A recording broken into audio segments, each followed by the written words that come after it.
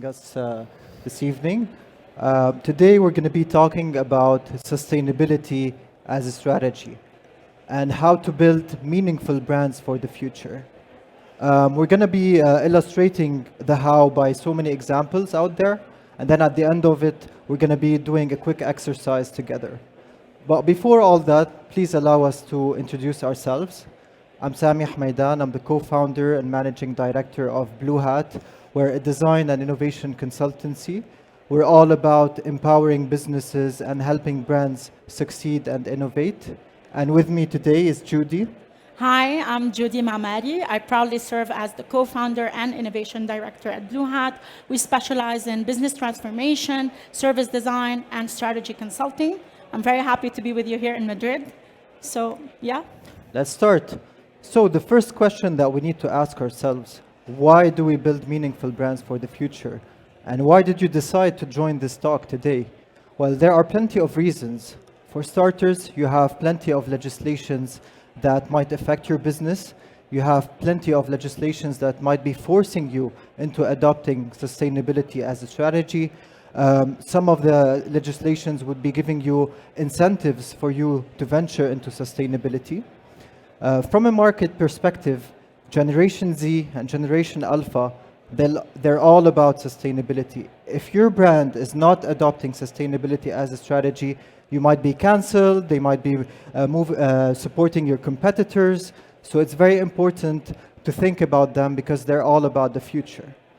At the same time, it's very important to think about access to capital, especially that we might have so many startups with us here. So if you're looking for funding, a lot of venture capitalists are looking for startups that have innovation as part of their core business. There's even also an application called Fennel that helps venture capitalists search for startups who are responding for the ESG set by the United Nations. Meaning also, sustainability gives you competitive advantage and long-term viability. Now, from the why, we move to the how, and the good news is it's not very complicated. If you want to build a meaningful brand for the future, you have to think about two main things. One, branding, the branding perspective, and number two, sustainability. And we're going to tap into both of them before we illustrate them with different examples. So what is a brand? When we talk about brands, people might think it's a logo, they might think, about the visual aspect, the aesthetic, but actually a brand is a person's gut feeling about a certain product, an organization, or even a service. It's that gut feeling that you get when you experience a certain brand. It's what makes you choose Adidas over Nike or Spotify over YouTube Music. So it's really that very strong gut feeling that you get when you encounter a certain brand. At the same time, a successful brand must appeal to your needs. And when you talk about needs, there are the direct needs. So if you're solving a problem, if you're providing apparel, if you're providing banking, this is the direct basic needs. But also think about the latent needs. Sometimes a brand might push you towards belonging. It might create a community. It might help you with customization. So basically self-expression. And also a brand has a unique set of values and a purpose. You really need to think about your values. You need to think about your purpose. And based on these values and your purpose, you hire and you fire people. And you need to stick to your values in order to appeal to your target audience. And finally, a brand must immerse you in unique experiences. When we talk about unique experiences, it's not only about the bells and whistles, it's also about the environment. How do you create an environment where people are engaging with your product, where they're enjoying the experience? It's also about how people communicate, how your brand communicates with your audience, and so on. So this is all about branding. Now let's talk about sustainability. All right, I'll try my best with this. Okay, so we've heard about the first component of this golden formula that will empower you to build meaningful brands. The second component is obviously sustainability. Now, contrary to mainstream conversation, sustainability is not only limited to the environmental aspect, And although the environmental aspect is a very crucial point, yet there are two other pillars that necessitate our attention whenever we discuss sustainability, because they are viable and they really could impact our lives. Here I'm talking about social well-being, and I'm also talking about effective governance. So let's have a quick refresher. Okay, so the environmental, obviously everyone here is quite familiar with the environmental. This is the pillar that helps us, take care of our planet Earth, tackle the climate change topics, and most importantly, preserve our natural resources. When we talk about the social pillar, here you have to ensure that you're ensuring this kind of fair ecosystem for all communities to be able to strive. Everyone is being treated fairly. In this case, you can think of, for example, causes related to ending poverty, or maybe equal access to education. You can think of the mental health of your employees.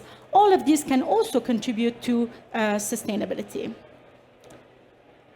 Moving forward is what I believe is the most important and most sophisticated form of sustainability, which is governance. When we talk about governance, this is where I would like you to imagine all the rules, regulations, and legislations you have within your company, within your startups, that will make a difference. So here you might be thinking of data hygiene, you might be thinking of combating fraud, you might be thinking of ensuring there is no glass ceiling for marginalized communities not to be able to maybe be promoted or access, thought leadership positions. So governance is equally as important. It's in charge of diversity, equity, anti-corruption, and so on. So in a nutshell, definitely the culmination and embracing all three pillars of sustainability will definitely place your startup or your company on the right track towards hopefully making an impact one day. So to go back to Sami's question, is there a golden formula where we can actually, build meaningful purposes or change our business from a random, mediocre business to a business that matters? Of course, we can. And as we said, if you find your brand purpose and ensure that all of your experience, communication, and values, and even your staff's behavior is aligned on them, and couple them with efficient ESG sustainability efforts, you will start to crack this problem. But is this enough? Of course not. Even if you implemented this, you will have to say and assess yourself. How meaningful were your efforts? Where do you stand? So here, allow me to introduce you to this interesting tool. It's an assessment tool that is divided into two criteria. This is what we call the brand sustainability alignment tool. If we look at it vertically, this is where you score your business depending on how does your branding reflect your sustainability initiatives. Meaning, is what you're saying actually couples with the action you're taking? And second, if we look at the horizontal or the x-axis, this is where you deep dive into your initiatives and you ask yourself a question. Are they fully integrated into your business? Or are they solo initiatives and campaigns and CSRs that happen every now and then, which, if that's the question, you might be running the risk of being accused of gender washing, social washing, greenwashing, and what have you. So based on where you are, you're going to occupy one of three quadrants. If you happen to be at the lower bottom, this is what we call the sustainability seekers. They have a desire to achieve some kind of sustainability, but one way or another, they couldn't align their brand purpose, who they are, and what they say with the action that they take on the ground. And once we looked at their initiatives, we felt for one reason or another, it could be their whole business operation does not allow them to be a sustainability champion. The second quadrant, this is a promising quadrant, because if you notice, these, who we call the sustainability activators, actually have very strong, coherent, and integrated sustainability efforts. Their problem is their brand purpose, who they are as a brand, isn't really reflecting their initiatives. So there is a little bit of work that needs to be done on the branding level, but still this is a very promising quadrant, because these brands and these businesses are definitely onto something. Next, we have our sustainability promoters, or what I would like to call the cheerleaders. Think of all the businesses, all the brands that talk about sustainability, but whenever you deep dive or you zoom in into their activities, you find that things aren't really what they seem to be, or they do more harm than good, so whatever efforts are doing are still not enough. And again, everyone, like every category to the left could be accused of greenwashing, social washing, whatever cause they might be focused on. And finally, we have our sustainability champions. These are the businesses and the brands that walk the talk. What they claim is what they actually try to achieve and implement in real life. The sustainability in all of its three pillars, social, governance, and environmental, is being adopted at the very core of the business. So, enough about theory, and let us take a deep dive into some of the case studies and some of the familiar brands that we may interact with or we may know, and let's try to assess where do they stand on this quadrant. Starting with the sustainability seekers, I don't know if I'm gonna get a lot of boos on that, but Amazon. Okay, so I'm sure each one of us at one point or another has interacted with Amazon. We wanted to look at it from a very specific brand sustainability assessment. So if we look at the brand purpose of Amazon, please focus on the following keywords. They would like to be Earth's most customer-centric company. They want to be Earth's best employer and the safest place to work as well. And honestly, throughout the years, we cannot deny that they have tried to launch some sustainability initiatives. At the end of the day, they're trying to pledge to become carbon net zero by 2040. They're trying to, they purchased, I think, over 100,000 electric vehicles. They do donations every now and then to really important causes and disasters that happen. But if we rethink again about their brand purpose, they want to be customer-centric. If you recall what Sami mentioned, is that a brand must respond to the user's needs. But that's not the whole thing, because branding should be coupled with sustainability. To go back to Amazon, when you decide to be user-centric and you offer features such as Amazon Prime, same-day delivery, next-day delivery, definitely you are user-centric, but you are not environmental-centric. You cannot get both. And this is the detrimental effect of the Prime effect of their service that they launched. Also, not to mention that whenever they say or they claim to be a safe environment and the best employer, if you look at it from a social perspective, the working conditions aren't the best in Amazon, and they've been having lawsuits when it comes to harassment and even lack of diversity and discrimination at the workplace. So, in a nutshell, for any company that may fall into the seeker, don't despair. The desire is there, but you really need to match it with proper action so that you can start to integrate sustainability at the core. And beware, if the problem consists in your business model, then maybe you should shift the attention to talk about the system rather than just scratching the surface of the iceberg. Now, from sustainability seekers, let's talk about the promoters, or as Judy called them, the cheerleaders. One very interesting example is Zara.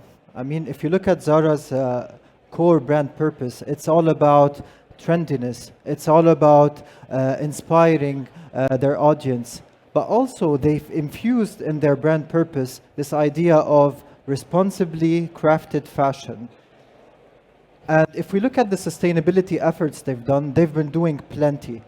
They have pledged to become net zero by 2040. They've already launched some lines that are made of 100% recyclable material. I mean, plenty of initiatives, and I'm sure you've seen here in Spain plenty of campaigns by Zara. But the problem with Zara and what prevents them from becoming a sustainability champion is the business model itself. If we look at the business model of Zara, it's all about fast fashion. So from design to production, in 6 weeks, you are promoting overconsumption. Yes, we might be doing responsible production, but fast fashion in itself leads to overconsumption. Another very interesting example is Spotify. Spotify is a brand that I truly love. I don't know if anyone loves Spotify like me, but some hands in the crowd. With Spotify, they pledged to become the world's creator platform. So they're all about democratizing the music industry. And I'm sure we're all familiar with their business model, but and they've been doing plenty of efforts when it comes to sustainability, like diversity, data centers powered by renewable energy, and so on. But as part of their purpose, they have claimed that they are empowering 1 million artists and enabling them to get proper compensation for their music. But in fact, there has been so many different criticism that the artists aren't getting compensated properly, and most of the revenues are going either to record labels or to A-list kind of celebrities. So plenty of initiatives with Spotify, but unfortunately, we cannot put them as sustainability champions unless they solve this sustainability issue and they implement it at the core of their business. So in summary, for sustainability promoters, our advice is that you're doing plenty of efforts, amazing. Make sure you're covering the three main pillars of sustainability, the ESGs, and make sure that you're implementing sustainability at the core of your business, not just initiatives here and there and campaigns, but actually at the core of your business and your product. Now, from promoters, let's look at activators. This is a very interesting bank. It's called Bunk. It's a very cool bank, just like N26, but probably on steroids. They call themselves the Bank of the Free. A very cool branding, very seamless experience, and they're doing plenty of sustainability efforts. Imagine for every 100 euros that you spend through Bunk, they will plant a tree on your behalf. Also, they enable you to actually select where your investments are going. You can choose that, I want all of my investments to be green or in certain sustainable kind of products. So when it comes to Bunk, they're doing plenty of sustainability efforts. But again, in order to take it to the next level, their branding does not rise up to the sustainability efforts they're doing. If you think about brand positioning, Bunk is known to be seamless, to be very young, very hip, a very nice branding, and very accessible and affordable. Many of their products are free of charge, but at the same time, it doesn't strike really high in terms of branding. Another example is Fortnite. Now, this is a very peculiar one because you might think that sustainability is difficult to implement in many different industries. Now, how can you implement it with a gaming environment? This game is all about shooting zombies, and it's all about, building forts. So how can you integrate sustainability with that?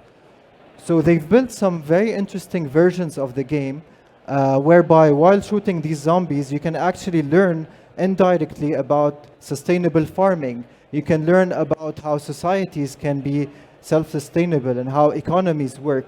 So that's super interesting. Not to mention that they are really donating a lot of their money into different causes to help fight poverty and so on.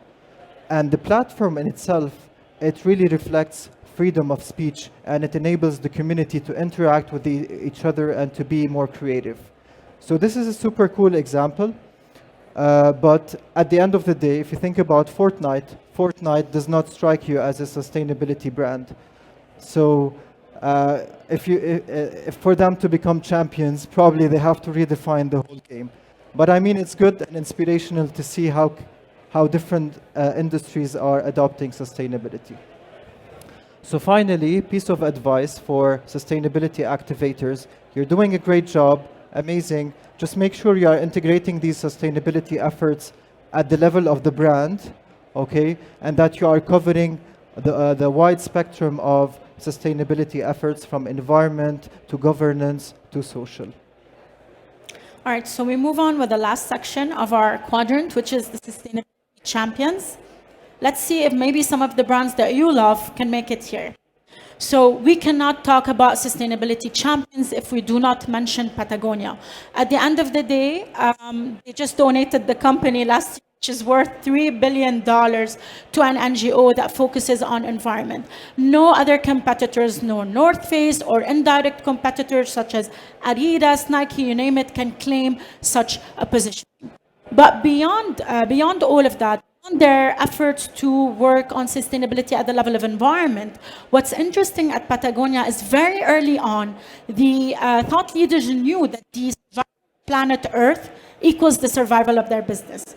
And what they've done beautifully beyond their sustainability efforts at the level of environment is what they've done at the governance level. This is where you, yeah, vote the assholes out.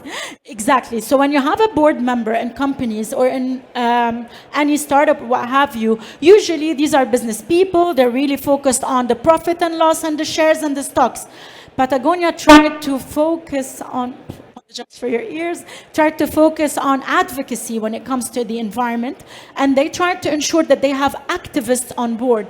And these activists, their job is to ensure that the whole company is steering clearly in the right direction. They're funding grassroots organizations on the ground that are doing work for sustainability.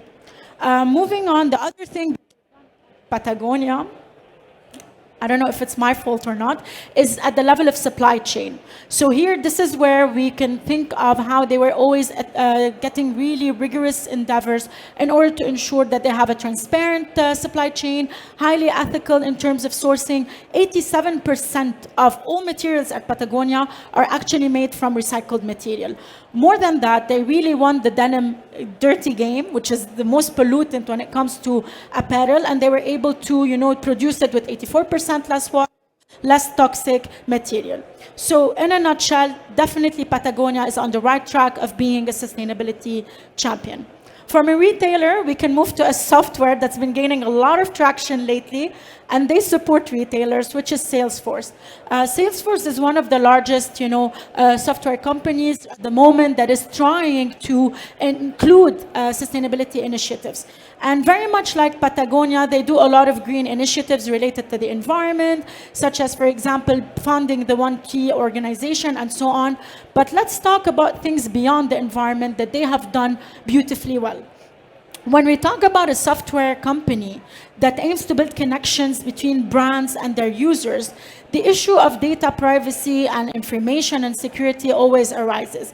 And with Salesforce, they're really trying to integrate ethical the dimensions into technology. Not only that, they're really trying nowadays, because we know that AI has been gaining a lot of traction, and lately all of us are using it in different fields. You can name it: music, art, design, research. AI is fully immersed.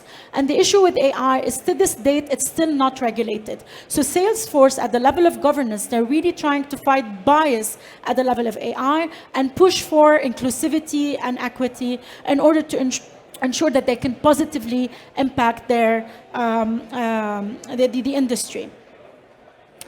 And finally, we come to Allbirds. Please show of hands if you ever came across this brand or if you ever purchased from it before. Allbirds is one of my absolute favorites. If you can just take a moment to look at their brand purpose and see how aligned they are with the activities that they do on the ground and in reality.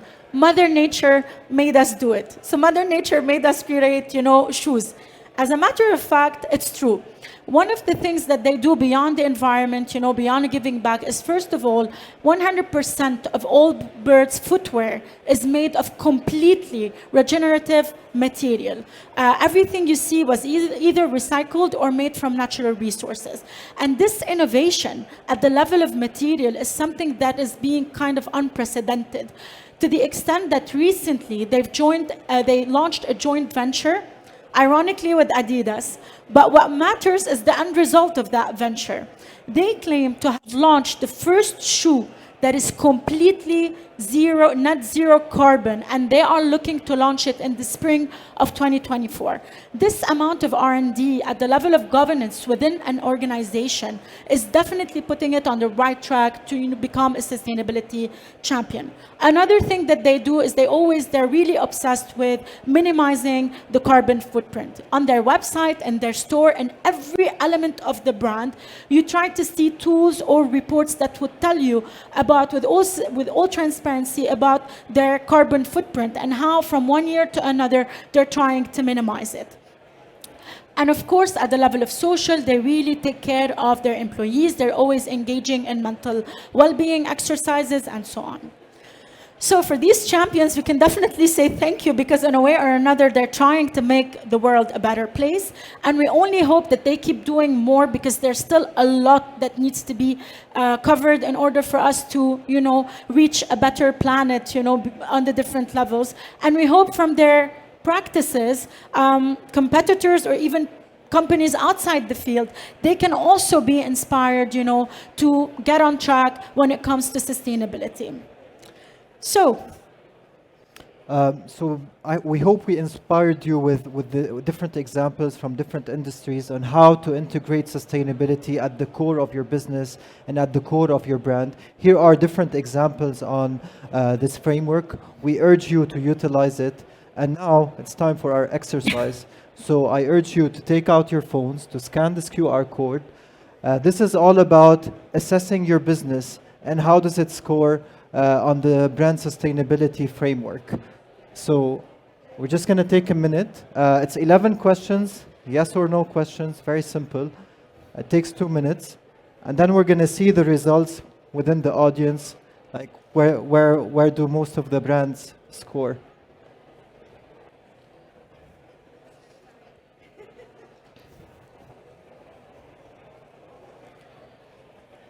بركي نقلب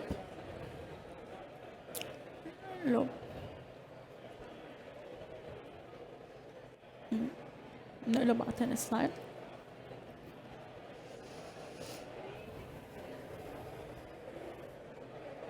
We welcome if anyone wants to share their results or talk about it or anything, so still have a couple of minutes for a discussion.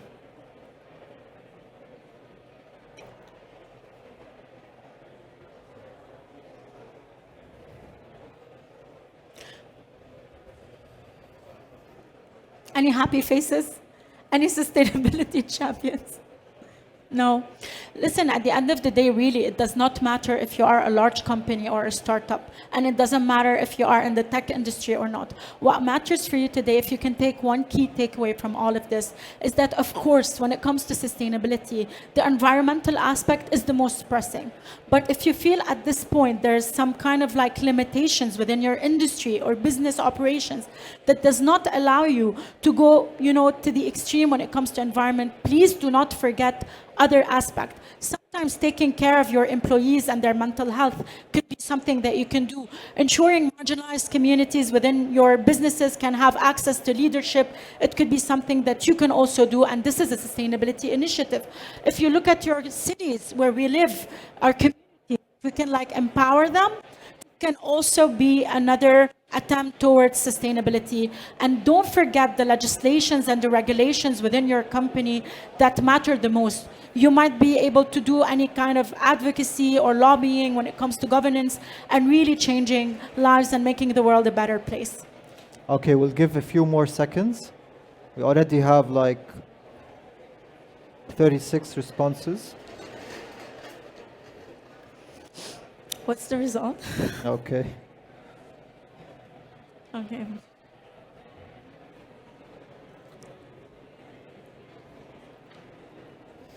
All right, so we have 42% sustainability seekers.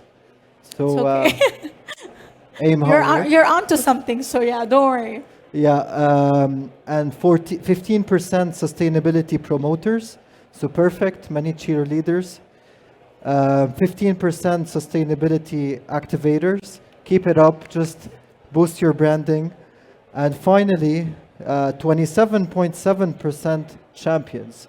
So congratulations if you're a champion. Keep it up. Thank you so much. Thank you.